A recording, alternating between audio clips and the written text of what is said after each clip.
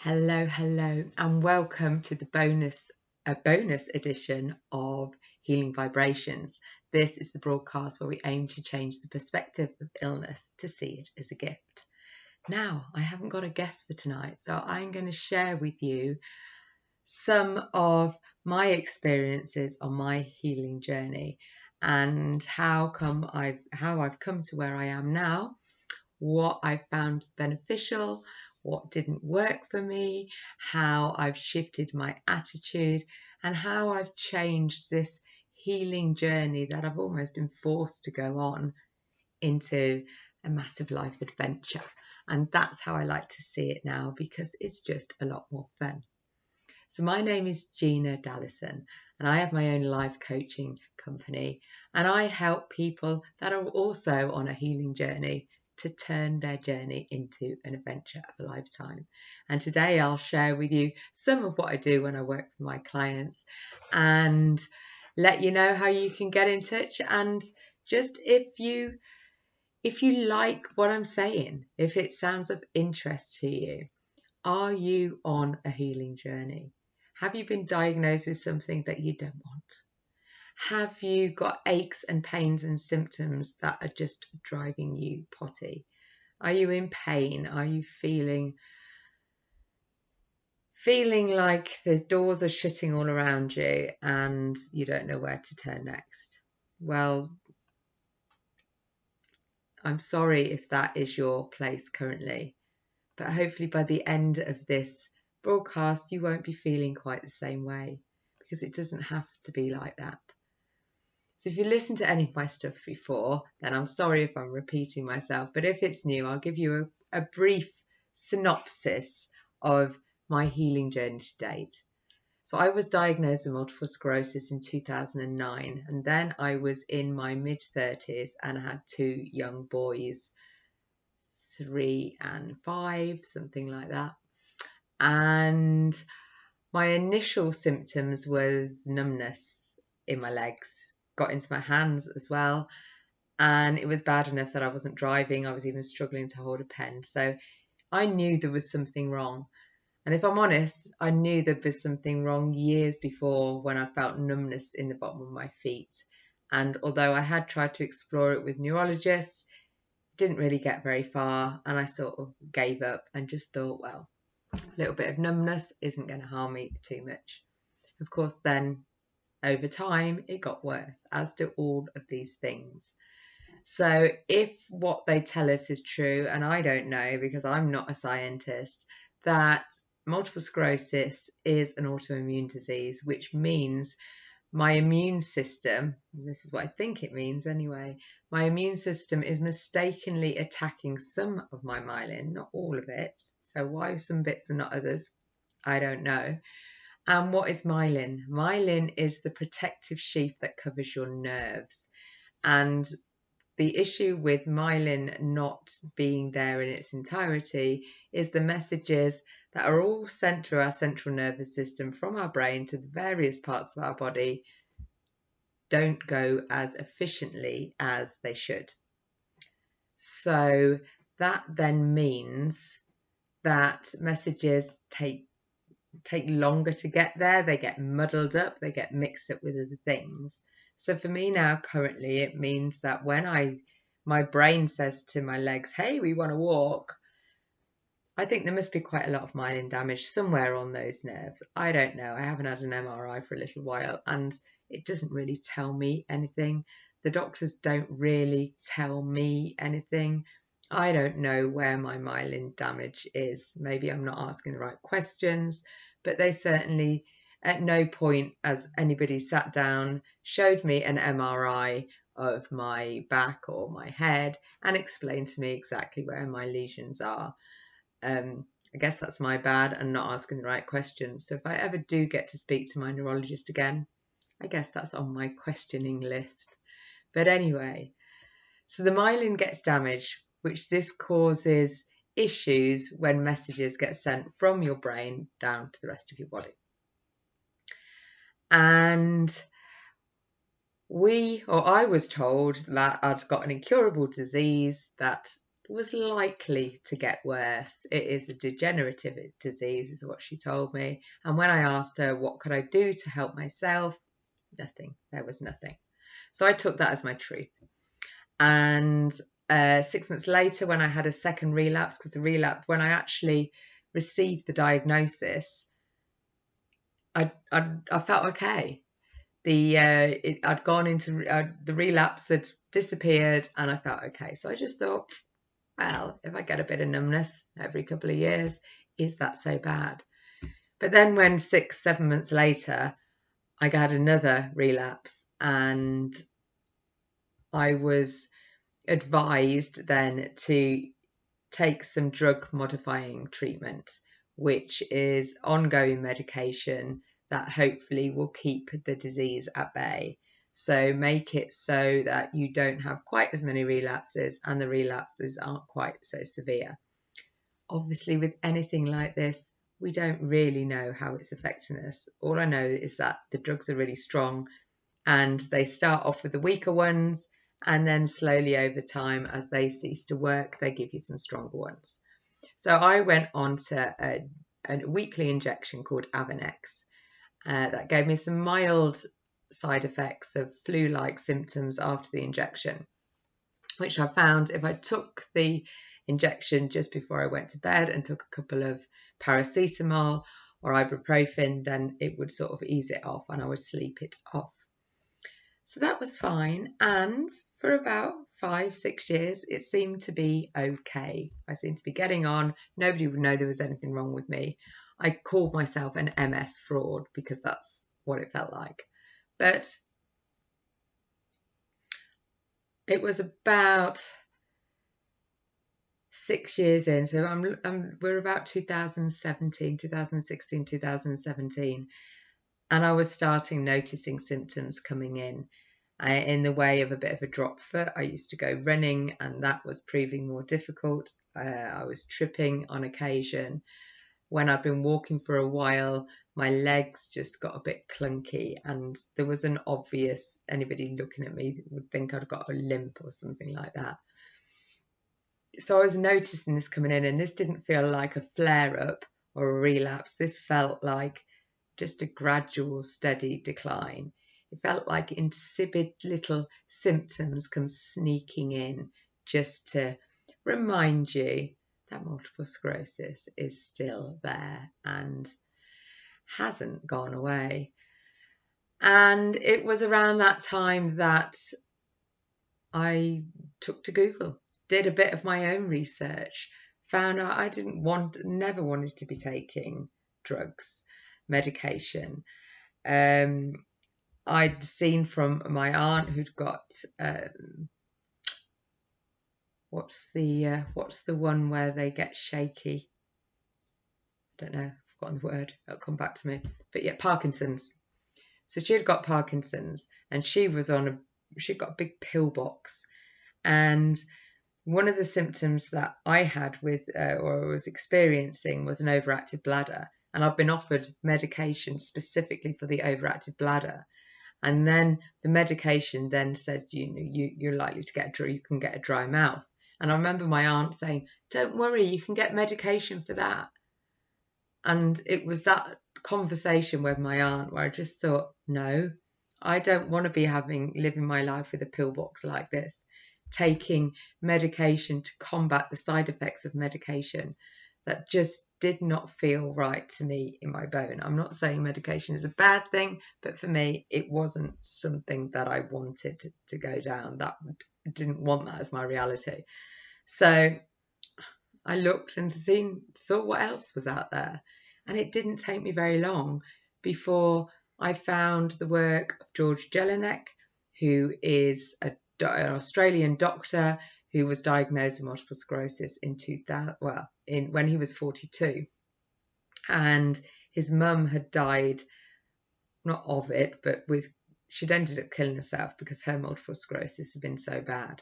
So he'd got some real triggers around getting this disease, and he wanted a different reality. So he went off and did some real research and found a whole load of evidence to suggest that actually if we change our diet and some of our lifestyle choices, that could have a real positive impact for conditions like MS. And he went and experimented with himself. So he changed his diet. It was low in saturated fat, I think his one was, high in omega oils, plant-based really with fish. So you turned into a bit of a pescatarian, taking up meditation to calm the stress. It's really getting rid of stress because that causes inflammation, and that's consistent throughout no matter who you read about. And what else? There was meditation. Oh, exercise, of course. Up your exercise. Once upon a time, when people were diagnosed with multiple sclerosis, they were advised not to exercise. And now we know how important that is, to move your body as much as you can for as long as you can. If you don't use it, you will lose it. And isn't it interesting when you look back in time and our doctors, who we always went for advice, didn't know best. And to this day, I believe they don't know best now, especially with autoimmune diseases, where they don't really have any idea what causes it, what triggers it off, why it affects some people and not other people. So I discovered, after reading George Jelinek's work and going on a bit of an exploration myself, he's got a whole non-for-profit organisation called Overcoming Multiple Sclerosis, and you can look it up. He's got a Facebook group and he's got lots and lots of information, lots of amazing stories of people that have changed their diet, changed their lifestyle, and have got real amazing results with doing that. So I was like, yes, I've read the book. Well, read half the book, most of it, enough to get inspired, enough to be empowered, and enough to change my diet overnight, in taking up meditation and upping my exercise. Interestingly, out of those three, the meditation proved to be the hardest one. But the meditation is really where the magic lies. But what I also discovered on this journey, I not only found George Jelinek's work. When I followed his, I was following his program for about 18 months. He did say, to be fair, it could take up to 3 years. But I think after 18 months, I started to get a little bit disillusioned. I was feeling good in myself. My energy was high. I'd lost some weight. I was looking good, but my symptoms were still there. So it hadn't, in fact, they were slightly worse if I was being 100% honest. So I took to Google again and discovered more and more people that had found their way through, not only with multiple sclerosis, but with other conditions as well. But MS was obviously the one closest to my heart, because that's the one that I'm working through and living with. But there were many, many people that were living symptom-free without having to take medication.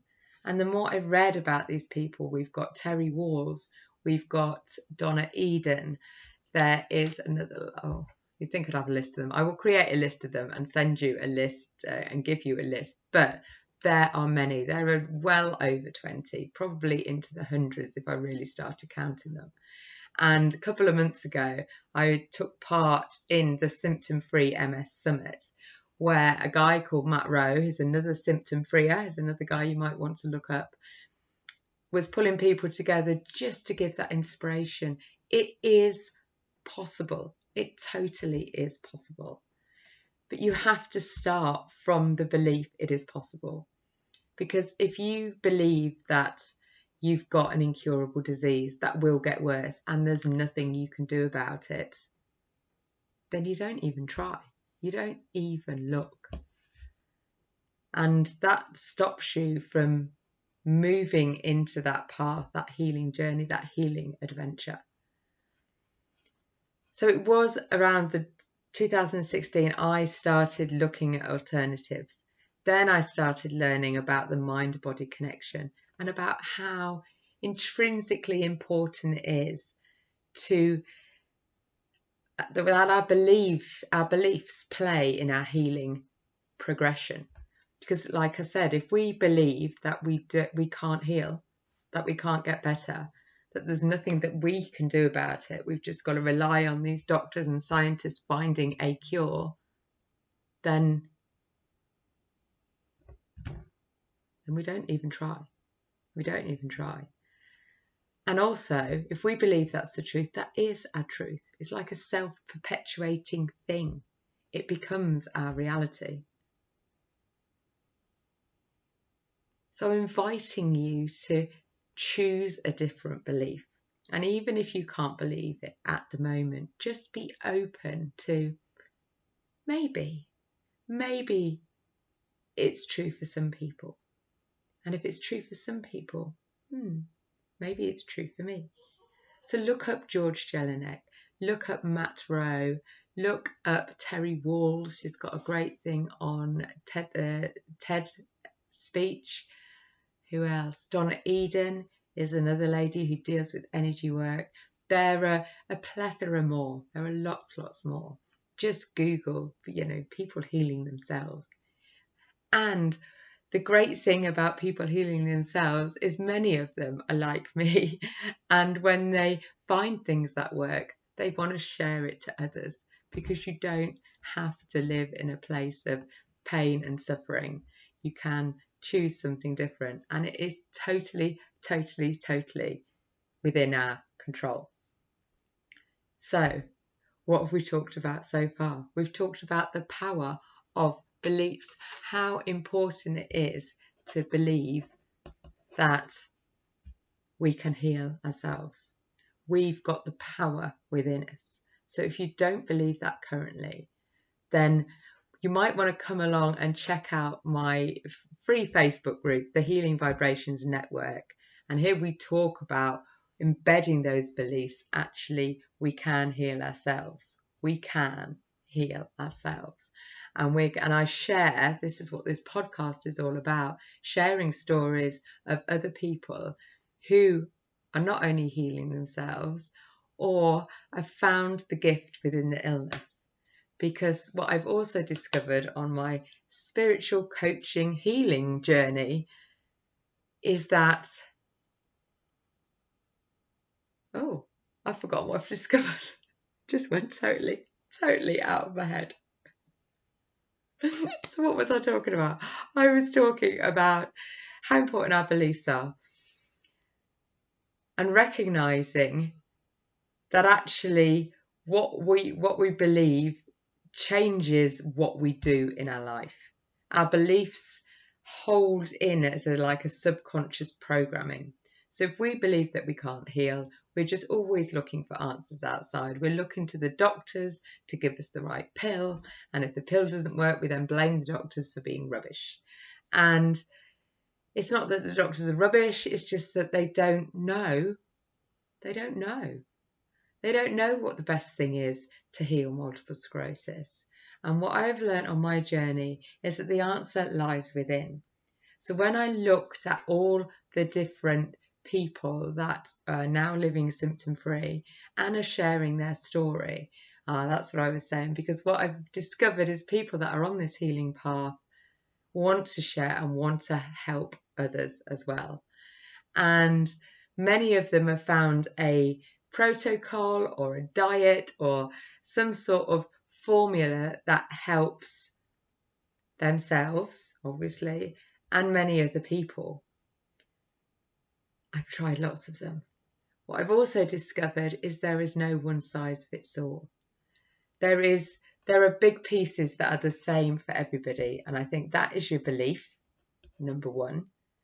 Number two is your mindset, which is set around beliefs, but your mindset and being in that positive place, knowing or recognizing that actually this illness is a gift.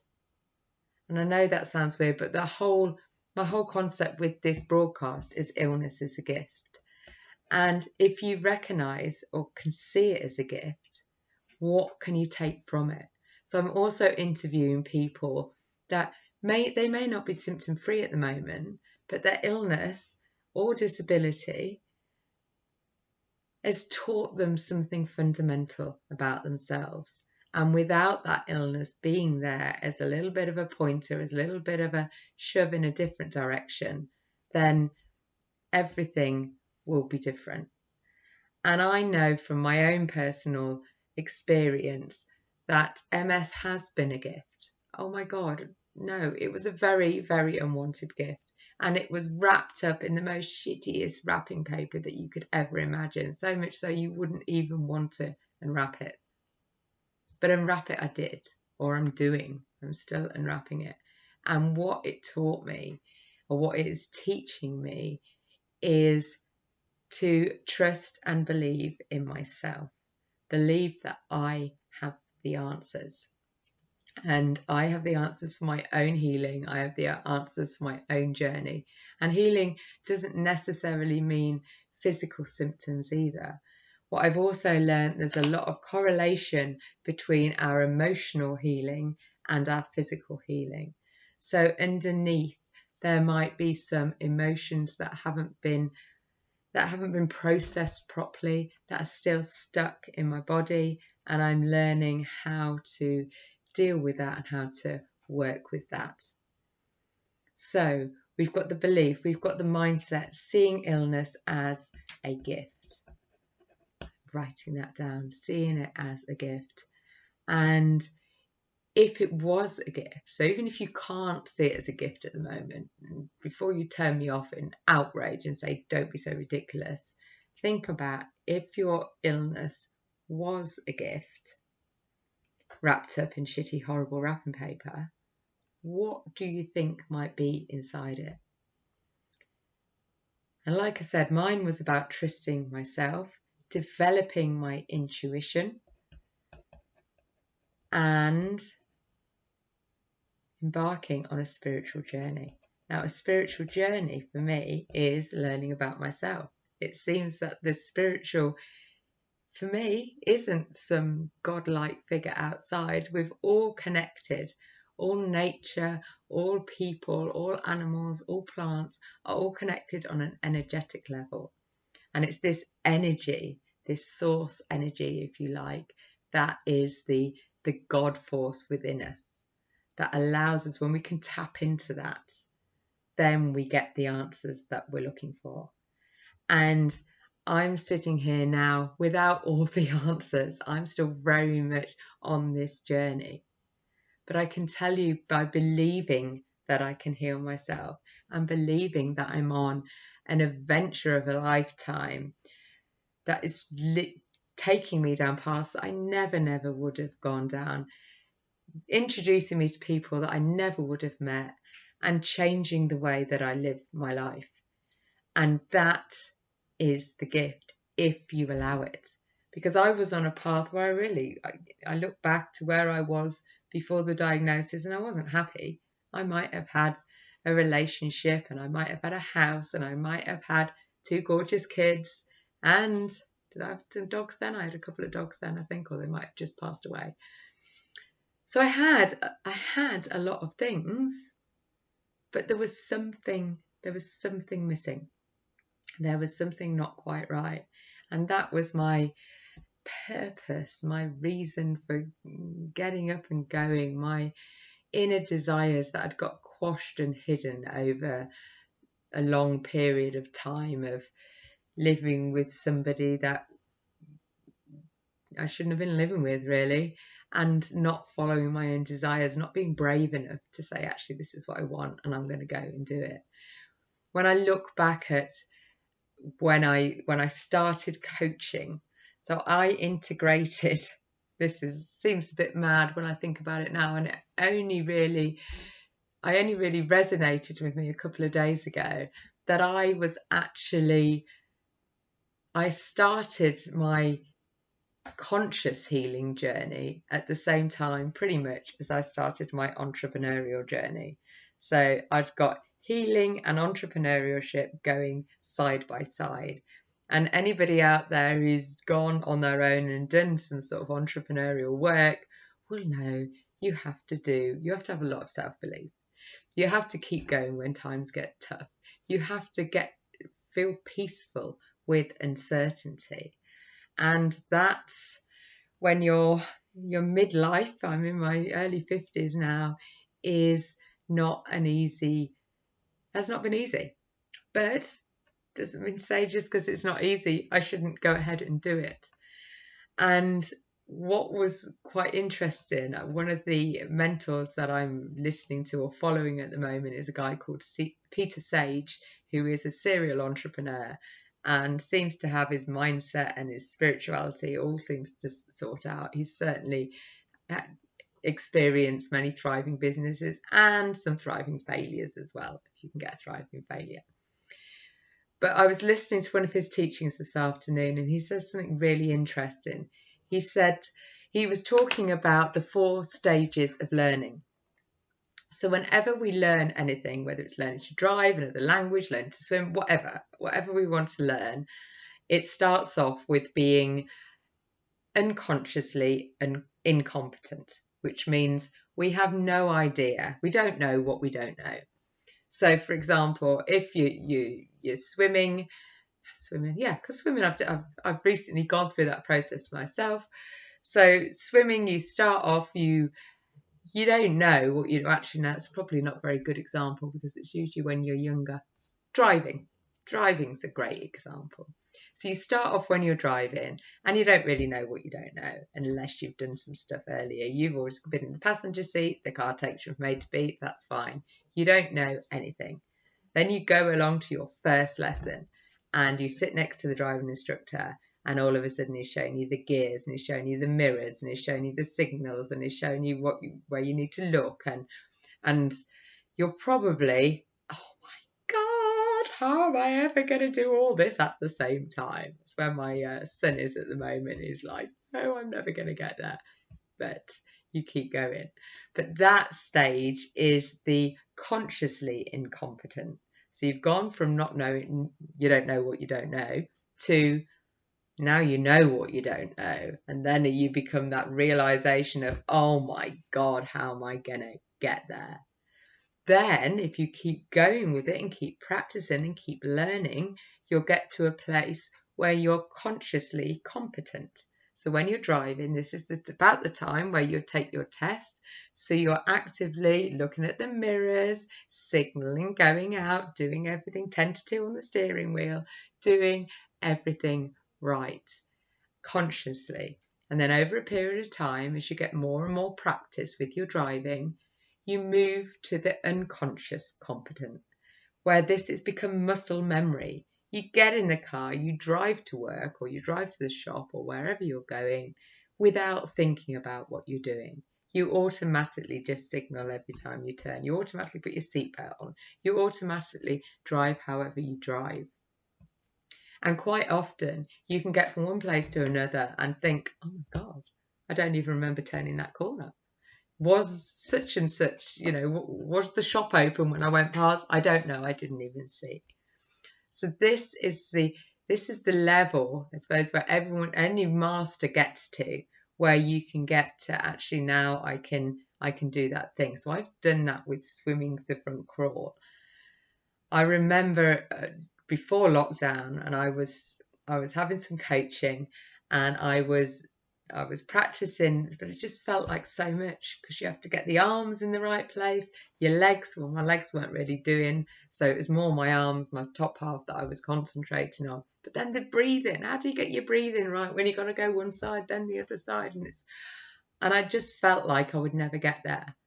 But here I am, like 4 years later, and I feel like now I can get into a pool and I can go do a couple of lengths of crawl. Breathing, I can still breathe and I can get there and I see it seems to be okay. But what I've been doing recently is just altering that technique, because the problem when we get to unconsciously competent is we feel we know it. Yeah, I know how to drive. Yeah, I know how to swim. And the problem with being that level of knowing we know how to do it stops us from becoming even better. So I've been just working with a swimming coach recently to improve my technique even more, because there's always room for improvement, right? But anyway, the reason I was telling you this model about the 4 levels of learning something is what causes the most stress. Well, the first one, the unconscious confidence, doesn't cause any because you don't really know, so you're fine. But then when you actually, like the driving thing, you go in there and you think, oh my God, how am I going to learn all this? First time you start a new job, oh my God, how am I going to do this? But you keep going. But it's that place that causes the most stress, because in that place, we're feeling like we're not enough. And that, according to Peter Sage, is an underlying primary fear of a lot, if not all, people, that we are not enough. We are not good enough. We're not strong enough. We're not driven enough. We're not whatever enough it is, but we're not enough. And when you get to a point of trying to learn something that you don't know, you're not as good as some people. You're just not. You can't be, can you? If you're a newbie and just started out on it, you're not going to be the same as somebody that's been doing it for 10, 20 years. So you have to get through that stage. But what apparently, and this is according to Peter Sage, and I don't know where he got that information from, so I'm going to have to find out. But in that stage of learning causes myelin regrowth, which is really interesting. I've literally only heard this today. And hearing it today it sort of makes sense. So in this space of, I don't know what I'm doing, I'm learning something new, that actually helps with your myelin regrowth. It's definitely got to help with your brain power. Learning new things just helps fire off those neurons. So what I would like to take you to take from this bonus session of Healing Vibrations is to learn something new. And you can learn nowadays, learning new stuff is really, really easy because there's loads of online courses that you can do. You can tap into Facebook groups and all that sort of stuff. There's lots of free things that you can start learning. You can just teach yourself an instrument, teach yourself a language, just learn about something that interests you. Pick up a book, watch some documentaries, learn new things. And to really embed your learning, you'll do what I'm doing now and repeat that learning out and share with others, because then it embeds it on a different level. I think I might have jumped around all over the place, but we were starting off with what's important in a healing adventure. Believing that it's possible, totally believing that it's possible. Getting your mindset in a great place, that you're ready to take that yucky wrapping paper off and discover the gift within. And one of the things that I'm working on, have been working on, is creating a little program to help people go from where they are now and discover where they want to be. And part of that discovery is learning new things, but learning about yourself. Learning about yourself is probably the best training that anybody can go on. What is it that makes you light up? What is it that freaks you out? What is it that you love? Where do you really want to be going? What would your ideal future look like? And when you've sussed out that ideal future, how does that make you feel? And why is it important to you? So this is what my little program is all about, because I don't have the answers on how to heal ourselves, because I'm still very much in the middle of my journey. But I do know how to get started on the journey. And I do know how to keep going on the journey when things get tough and you fall over and things don't work out as they should, because we live in this world and nothing, or very little, works out exactly as we would like it to do. But just because it's not how we would like it doesn't mean to say that there's positive in there, that there's a gift wrapped up in that yucky looking wrapping paper. So my program is called Map to Wellness, because that's what it gives you. It gives you a map showing where you are now, where you want to be going, and looking at some of the ways that you can get there, but more importantly, what could be standing in your way, and let's give you some tools and techniques for blocking that down. And then it supports you making those little steps. because what I found when we look at where we are now to where we want to be going, it's not like climbing a mountain. It's like making little tiny little steps, incremental steps that slowly and gently move up in that direction. So one small change in direction now looks little down here, but by the time we've lived 50 years, you're in a very, very different space than you would have been if you carried on in the same direction. So if you have an illness, this is an opportunity to start looking inwards for answers. And if you want some help with that process, then that's what Mapped Wellness is all about. And it's a 3-monther, really, starting you off with a bit of a deep dive in the first month to get some real clarity about where you're going, and then some gentle hand-holding to keep you consistent with the steps, those little baby steps that you want to be making. Because if we don't keep practicing our new way of being, then we'll fall back into the old way. If we don't keep going swimming, if I don't keep going swimming, or I don't keep getting in the car, I'll lose my confidence and forget what I've done. And then it puts you off and stops you wanting to move forward. So this is about developing the confidence in yourself that you are on the right path, that everything, no matter how awful it's been, has brought you to where you are now, and you can choose how to move forward. It isn't easy, it really isn't, because we've got life to contend with. We've got symptoms, we've got families, we've got jobs, we've got needs, we've got beliefs, we've got fears, we've got all of those things. But actually, it is possible to create the life that we want. I believe it's possible. So if you want to just believe it's possible, come along and join the Healing Vibrations Network Facebook group. In this group, this is it's quite small. I jump in most days with a little bit of love and laughter. What is a little bit of love and laughter, you might say? Quite well. Well, healing vibrations, the whole concept of healing vibrations is that when our vibrations are high, when we're feeling those high vibrations like love and appreciation and just feeling happy, then we're more likely to see the opportunities, to notice the little things like I did today with this piece of sage and the myelin. It's like, oh, that's just clicked in. I need to do more research in that. But that makes sense. And actually learning new things is really exciting. And you develop yourself as a person by learning something. So I encourage you, if you do nothing else from this, learn something new. And if you want to share that and share what you're doing, come along to the Healing Vibrations Network. I'm also, so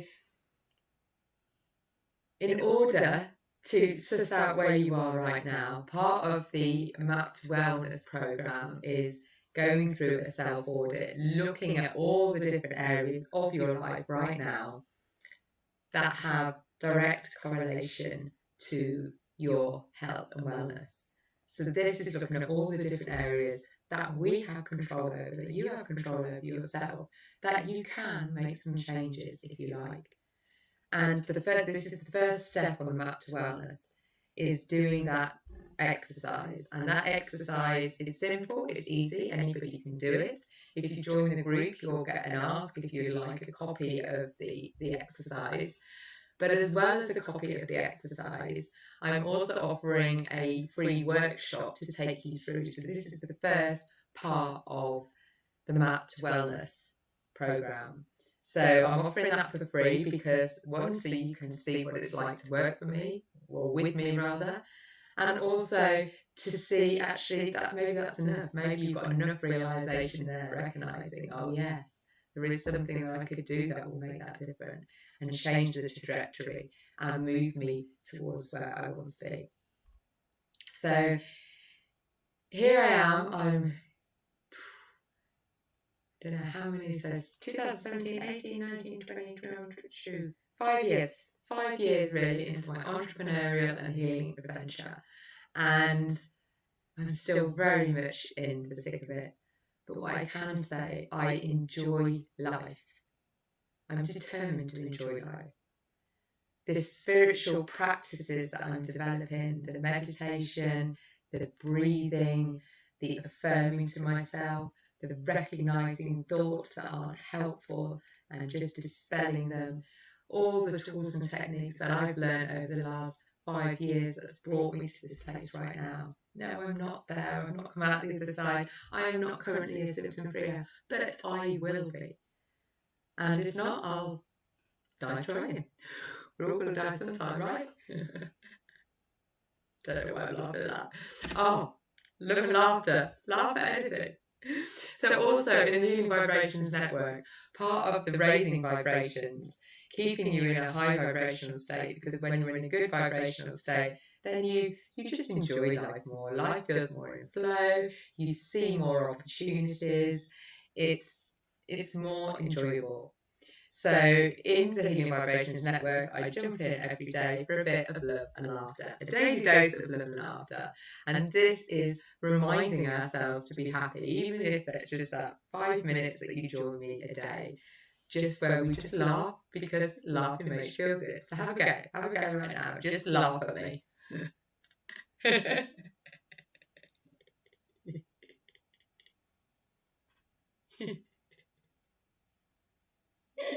And if you think I'm bad, just laugh at me. Anyway, and then just notice how it feels in your body. Your face gets a lovely workout, your stomach and your body, your torso gets a lovely workout. And it spreads off all those great endorphins around your body. Your body doesn't know whether it's a fake laugh or a real laugh. You can fake yourself into happiness. It is possible. So that's what I'm doing a little bit, and I'm also giving ourselves some love, because we don't love ourselves enough.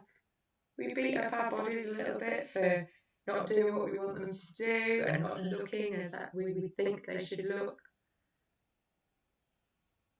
What happens if your body is just perfect for you? And it's been carrying you around all this time, and it's going to continue to carry you around. How can we give our bodies a bit more love? So this is what I talk about, as well as sharing some daily uplifting posts that remind ourselves to keep us in a good vibration. And another great way of doing that, as well as just laughing and moving, do a little bit of movement. Yeah, because I do a lot of sitting, so we do some movement as well. But it's also keeping us on a, what was I saying? We were laughter, movement, high vibrations, keeping on as high vibrations as possible, sharing gratitude. That's where I was coming from, gratitude. Because if we are grateful for things that we've got, people in our lives and what we have in our lives, that brings out a feeling of appreciation, and that raises your vibration in a moment. So if you're feeling rotten and you're feeling a bit sorry for yourself, whatever reason, that's okay. That is totally okay. You know, life can be really hard sometimes. So this isn't about just ignoring all your pain and suffering. It's about giving yourself a nice big hug. Ooh, that always feels nice. And recognizing that actually you're doing great. You really, really are, because you've got to where you are now with all the problems and challenges and things that have been going on. But actually, if we change our vibrations and change the way we see the world a little bit, we can move towards where we want to be going. And that's what the rest of the Map to Wellness program looks at where it is that you want to be going, why, what it is that's going to drive you to make those small little incremental changes. It's possible. Anything is possible. Anything is possible. And the Healing Vibrations Network gives you a group of people that believe anything is possible and are on the way to becoming and proving that. So come along and join the community. Check out the self-audit. If you're interested in knowing more, just ping me a message. I'm Gina Dallison. I'm on Facebook, I'm on LinkedIn, I'm on YouTube. Come join me, come have a conversation. Come join the community and move towards or embarking or continuing on your amazing healing life journey, because it is an adventure. It's not just a journey, it's an adventure. And I've talked now for 45 minutes. I'm sorry if I've jumbled about a little bit. Don't have much of a structure, but what came out of it, what I've written down, is believe. Believe that it's possible to heal yourself. Believe that you have the power within you to do that. Believe that with the right mindsets, allowing you to take the right actions, and with the right support, the right community around you, you can make those steps necessary to move forward and learn something new. And learning something new might be as simple as learning meditation. 3 minutes a day, you can practice some breath work. You might feel like it, and that's another thing. You think it's dead easy just to quieten your mind. It isn't, but we can practice and we can get better at it. So why not learn meditation? Come and join me. Come and learn some techniques. Come and practice in my community. Come and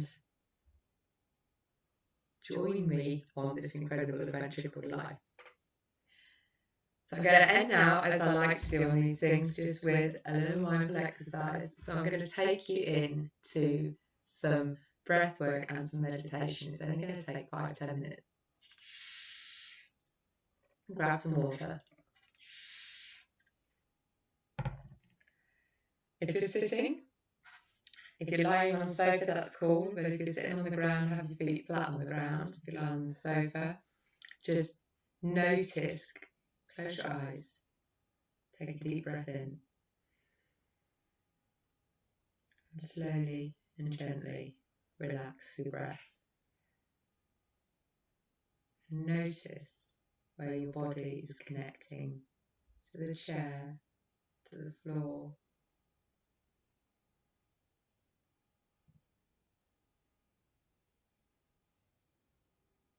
Feel the energy of the earth coming up through the foundations of the building that you're in, through your slippers or your shoes, up into your feet. Feel the energy of the earth soaking your ankles up to your calves, your knees. The energy of the earth is crawling up your thighs, around your groin, your seating area. Feel the energy. It's moving up through your torso. And what we have in our torso are the main energy points. If you've heard of the chakras, so we're going to go up through the chakras. And the one at the base of your spine is the root chakra, which, if you work in colours, is a deep red. It's an energy centre that's going to give you grounding and security. Then go up to your sacral, which is an orange just in your lower belly. And up to the yellow of the solar plexus, which is just behind your belly button. Then up into your heart. The heart's a green colour and it radiating through your whole body. And as you feel connection with your heart, just think about something that you love or appreciate. It might be a pet or a child or a beautiful thing. Just breathe through that energy of appreciation.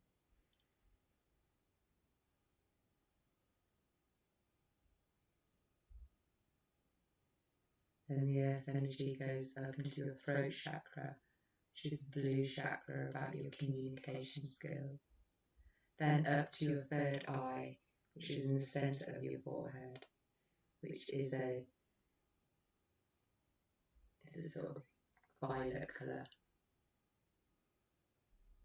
And then up into the crown chakra, which is above your head. This is the shining, glowing, white light coming from the universe and down into the earth. So you're fully connected. Just sit in this space, just for a couple of minutes, and noticing where your body is calling you. Where can you feel tingles or aches or pains?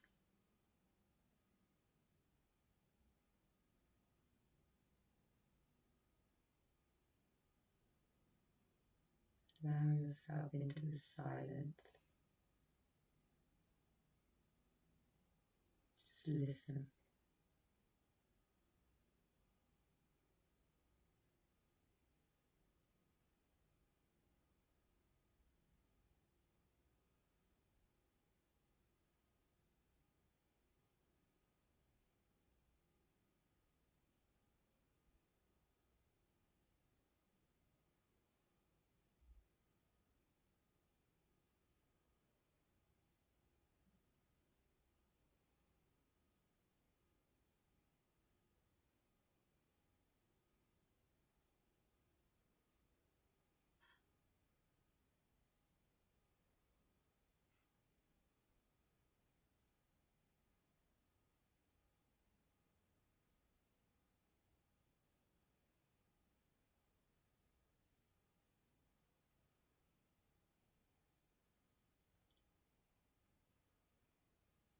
Slowly bring your awareness back to your breath.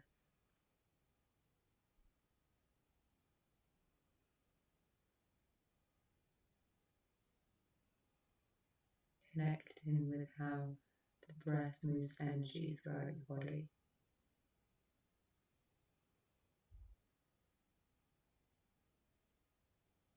Put a smile on your face.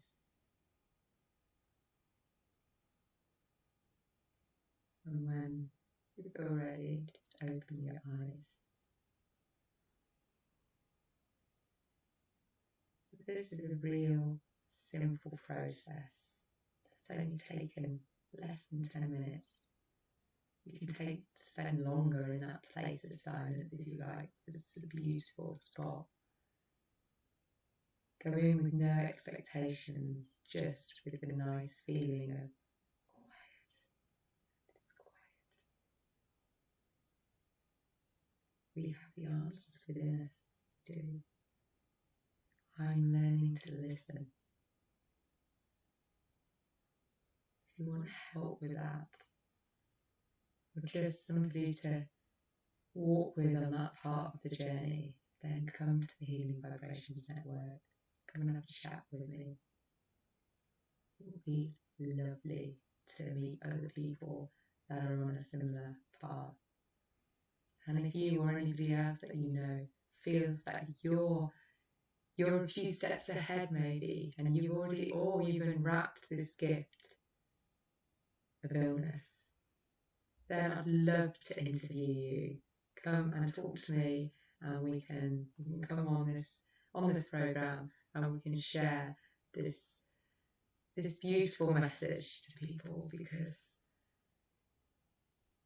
I really, really, really don't know what the future holds and what is possible.